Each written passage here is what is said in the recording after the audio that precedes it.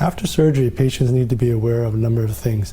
Most importantly is bleeding and infection. And infection, it can occur as a result of a simple wound infection, or it could be a result of a leakage from the surgery.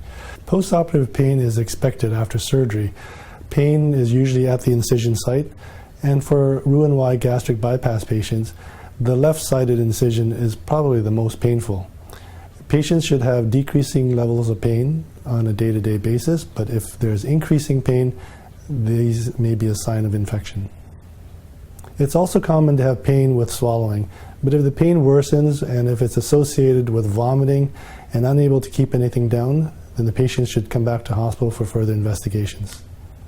Some of the major signs of complication is fever and abdominal pain. For fever, patients may notice a rise in temperature and sweating. For abdominal pain, it's very common to go home with some degree of abdominal pain. But if the degree of pain is increasing on a daily basis, definitely that's a sign of a complication, and patients should seek help by going back to the hospital. Another complication to watch out for is wound infection. The wound should be inspected for redness and making sure that there's not increasing redness, and looking for discharge, particularly foul-smelling discharge. Leakage is a postoperative complication that occurs as a result of leaks from the stapling line where the stomach has been stapled or where the bowels have been joined together in the case of Roux-en-Y gastric bypass. Complications such as leakage usually occur within the first few days after surgery.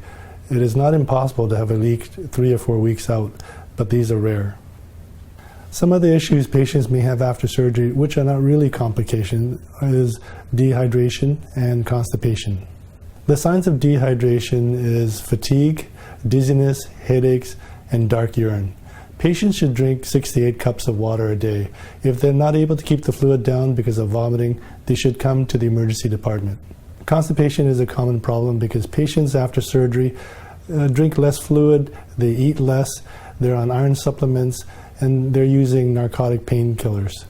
If patients have constipation, they should increase their fluid intake, increase their fiber intake, and our resource nurse will help them out with this problem.